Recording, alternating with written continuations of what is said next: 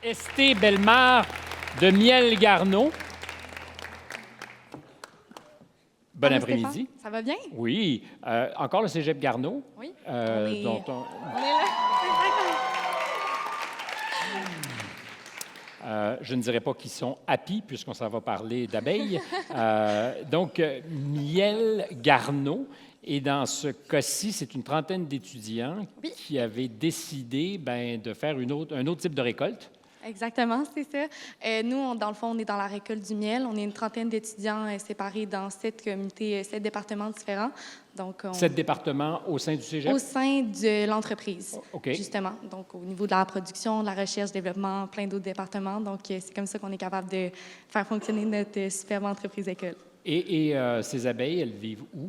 Dans le fond, au début, il était sur le toit du cégep, sauf que notre but en tant qu'entreprise-école, c'est vraiment de protéger tous les pollinisateurs, que ce soit les abeilles domestiques, les abeilles sauvages.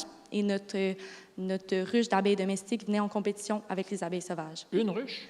Je pense qu'on est rendu à 3. Je pense que c'est ça, on a de plus en plus de ruches, donc c'est ça, c'est vraiment intéressant. Mais là, ils sont rendus à Lévis, justement, pour plus faire compétition avec les abeilles sauvages. Oui, exactement. Et la production de miel est vendue?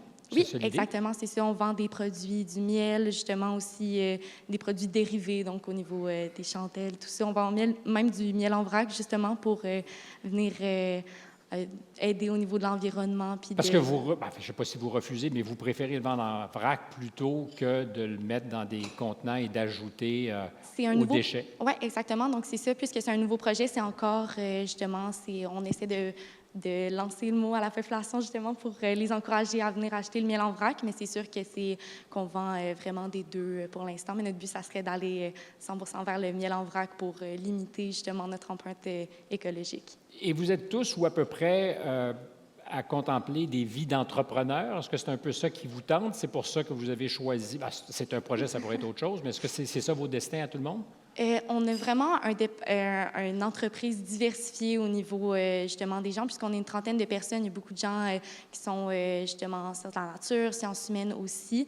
Donc, ça vient vraiment regrouper un grand nombre de personnes avec différents intérêts, mais puisqu'on a justement plusieurs départements, ça convient à tout le monde. Ça permet à tout le monde d'avoir un pied dans l'entrepreneuriat étudiant. Donc, c'est toujours super intéressant. Est-ce que ça génère de bons profits, la récolte du miel? Oui, on est une des entreprises d'école, justement, à Garneau, qui apporte le plus de profits. Donc, ça, c'est vraiment intéressant.